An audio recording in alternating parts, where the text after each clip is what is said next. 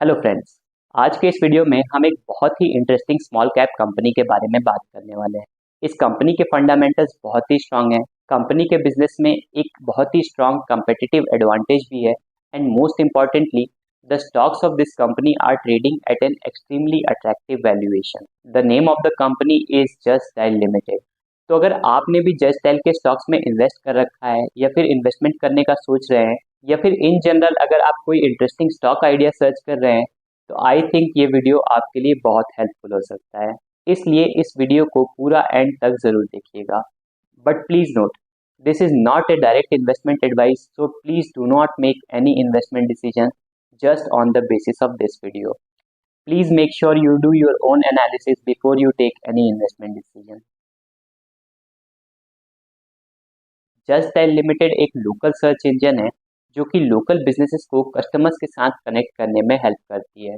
Currently just Dial के platform पर 4 करोड़ से भी ज़्यादा बिजनेसेस लिस्टेड हैं और ये इन बिजनेसेस को दो तरह के प्लान्स प्रोवाइड करती है। एक तो होता है कंपनी का फ्री प्लान, जिसमें कोई भी बिजनेस ओनर अपने बिजनेस को फ्री में जस्ट डायल के प्लेटफॉर्म पर लिस्ट करवा सकता है। और दूसरा होता है कंपनी का पेड प्लान। तो अगर कोई भी बिजनेस ओनर कंपनी के पेड प्लान को ऑप्ट करता है तो उसके बिजनेस की रैंकिंग और डिस्कवरेबिलिटी काफ़ी अच्छी हो जाती है as compare to other businesses जिन्होंने जस्ट डायल के पेड प्लान को नहीं लिया होता है। कंपनी का करंट मार्केट कैपिटलाइजेशन लगभग 6,100 करोड़ का है और कंपनी के शेयर्स करेंटली 720 रुपीज़ के आसपास ट्रेड कर रहे हैं।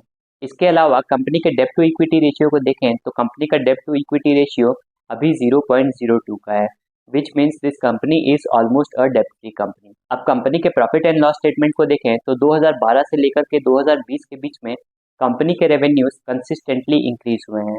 इनफैक्ट 2012 से लेकर के 2020 के बीच में कंपनी के रेवेन्यूज लगभग 4 गुना तक बढ़ गए थे। इसके अलावा इस पीरियड में कंपनी ने लगभग 25 से 30% तक के ऑपरेटिंग मार्जिन भी कंसिस्टेंटली मेंटेन किए हैं। लेकिन FY21 और FY22 में कोविड-19 के डिस्ट्रप्शंस की वजह से कंपनी के रेवेन्यूज में एक मेजर डिक्लाइन देखने को मिला था।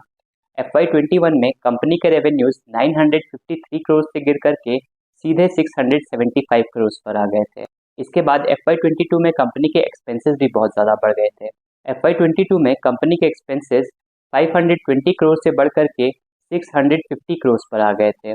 एक्सपेंसेस के बढ़ने का मेन रीज़न ये था कि इस ईयर में कंपनी ने अपना JD Mart नाम का एक B2B प्लेटफॉर्म लॉन्च किया था, जिसकी वजह से कंपनी का मार्केटिंग एक्सपेंस और इनका एम्प्लॉय कॉस्ट दोनों ही बहुत ज़्यादा बढ़ गया था। इसी वजह से FY22 में कंपनी के ऑपरेटिंग मार्जिन्स भी 23% से गिर करके सीधे 0% पर आ गए। इसके बाद FY23 में कंपनी के B2B सेगमेंट ने इनके रेवेन्यूज में कंट्रीब्यूट करना स्टार्ट कर दिया, जिसकी वजह से कंपनी के ऑपरेटिंग मार्जिन्स भी इम्प्रूव होने लग गए। इसके अलावा FY23 में कोविड-19 से रिलेटेड रिस्ट्रिक्शंस भी धीरे धीरे करके हटने लग गए, जिसकी वजह से कंपनी के B2C सेगमेंट का रेवेन्यू भी इम्प्रूव होना स्टार्ट हो गया। तो अब कंपनी का B2B सेगमेंट भी इनके रेवेन्यूज में कंट्रीब्यूट कर रहा था और इनका B2C सेगमेंट भी इनके रेवेन्यूज में कंट्रीब्यूट कर रहा था। इस वजह से FY23 में कंपनी के रेवेन्यूज 647 करोड़ से बढ़ करके 845 करोड़ पर आ गए थे और कंपनी के ऑपरेटिंग मार्जिन्स भी 0% से बढ़ करके 10% पर आ गए थे।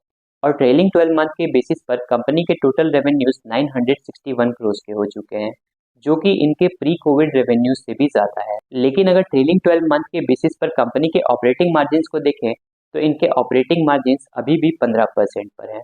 लेकिन कंपनी के मैनेजमेंट ने बताया है कि FY24 तक कंपनी के ऑपरेटिंग मार्जिन्स वापस 25% तक पहुंच जाएंगे। ऐसा इसलिए क्योंकि करेंटली जो रेवेन्यूज और मार्जिन्स हम इनके प्रॉफिट एंड लॉस स्टेटमेंट में देख रहे हैं, उससे रिलेटेड सर्विसेज कंपनी ने एक्चुअली पिछले साल ही सेल कर दी थी और उसकी फीस भी उन्हें पिछले साल मिल गई थी। लेकिन कंपनी के रेवेन्यू रिकॉग्निशन पॉलिसी के अकॉर्डिंग जब तक वो अपनी पूरी सर्विस अपने कस्टमर्स को डिलीवर नहीं कर देती है, तब तक वो अपने रेवेन्यूज को रिकॉग्नाइज नहीं करती है। इसी वजह से कंपनी को रेवेन्यू रिकॉग्नाइज करने में लगभग 6 महीने से 1 साल तक का टाइम लग जाता है। इसी तरह से कंपनी ने जो सर्विसेज इस साल सेल की है उसकी उसकी फीस उन्हें ऑलरेडी मिल चुकी है, लेकिन उनके प्रॉफिट एंड लॉस स्टेटमेंट में वो नेक्स्ट ईयर दिखाई देगा। और कलेक्शन के बेसिस पर कंपनी के मैनेजमेंट ने जो मार्जिन्स कैलकुलेट किए हैं वो एक्चुअली 25% निकल के आ रहे हैं। इस वजह से कंपनी का मैनेजमेंट 100% कॉन्फिडेंट है कि FY24 तक कंपनी के मार्जिन्स 25% तक पहुंच जाएंगे। कंपनी के सितंबर क्वार्टर के रिजल्ट्स आ चुके हैं और सितंबर 2023 में कंपनी के revenues year on year basis पर 27% से इंक्रीज हुए हैं और सिक्वेंशियल बेसिस पर कंपनी के रेवेन्यूज 5.5% से इंक्रीज हुए हैं। कंपनी के ऑपरेटिंग मार्जिन्स भी 19% पर पहुंच चुके हैं, जो कि पिछले क्वार्टर में सिर्फ 15% के थे और पिछले साल सिर्फ 8% के थे। इसके अलावा सितंबर 2023 में कंपनी ने जो सर्विसेज प्रोवाइड की हैं उसका कलेक्शन 21% से इंक्रीज हुआ है और इनका एवरेज रियलाइजेशन भी 14% से बढ़ चुका है। चलिए अब कंपनी की बैलेंस शीट को देखते हैं। बोरोविंग्स की बात करें तो एज ऑफ सितंबर 2023 कंपनी की लॉन्ग टर्म बोरोविंग्स 87 करोड़ की है और कंपनी की शॉर्ट टर्म बोरोविंग्स 670 करोड़ की है। अब कंपनी के इन्वेस्टमेंट्स को देखें तो सितंबर 2023 में कंपनी के टोटल इन्वेस्टमेंट्स 4200 करोड़ के आसपास हैं और अगर आप कंपनी की एनुअल रिपोर्ट को देखेंगे तो ये 4200 करोड़ का सारा अमाउंट कंपनी ने हाई क्वालिटी बॉन्ड्स में इन्वेस्ट कर रखा है। तो इसका मतलब ये हो गया कि कंपनी अगर अपनी सारी बोरोविंग्स को पे ऑफ भी कर देती है, उसके बाद भी कंपनी के पास लगभग 3500 करोड़ के हाई क्वालिटी बॉन्ड्स बच जाएंगे। करेंटली कंपनी के टोटल आउटस्टैंडिंग शेयर्स 8.5 करोड़ के आसपास हैं। मतलब जस्ट डायल का एक शेयर खरीदने पर आपको 411 रुपए के हाई क्वालिटी बॉन्ड्स बिल्कुल फ्री में मिल रहे हैं। इसका मतलब ये हो गया कि अगर आप जस्ट डायल का 720 रुपए का एक शेयर अभी परचेज करते हैं तो आपको लगभग 410 रुपए के हाई क्वालिटी बॉन्ड्स तो फ्री में मिल जा रहे हैं। तो इफेक्टिवली आपको जस्ट डायल का एक शेयर सिर्फ 310 रुपए के आसपास ही पड़ा। और अगर आप कंपनी के अर्निंग पर शेयर को देखें तो ट्रेलिंग 12 मंथ के बेसिस पर कंपनी का अर्निंग पर शेयर 37 रुपीज़ के आसपास है, जो कि नेक्स्ट ईयर तक और ज़्यादा इम्प्रूव हो जाएगा।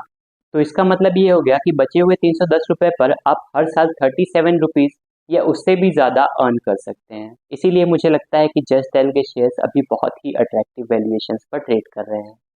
चलिए अब कंपनी की कंपेटिटिव स्ट्रेंथ के बारे में बात करते हैं।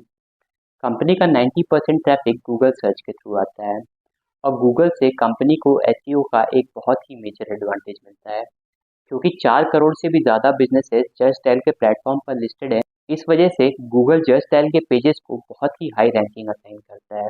तो आपने भी देखा होगा कि जब भी आप किसी प्रोडक्ट या सर्विस के बारे में सर्च करते हैं तो यूजुअली टॉप 3 में या टॉप 4 में जस्ट डायल का एक पेज होता ही है। अब क्योंकि इस एसईओ के एडवांटेज से कंपनी के पेजेस को रैंकिंग बहुत हाई मिलती है, इस वजह से कंपनी के पेजेस पर ट्रैफिक भी बहुत अच्छा होता है। और क्योंकि कंपनी के पेजेस पर ट्रैफिक बहुत अच्छा होता है, इस वजह से जो बिजनेस ओनर्स होते हैं वो अपने बिजनेस को जस्ट डायल पर ही लिस्ट करवाना चाहते हैं।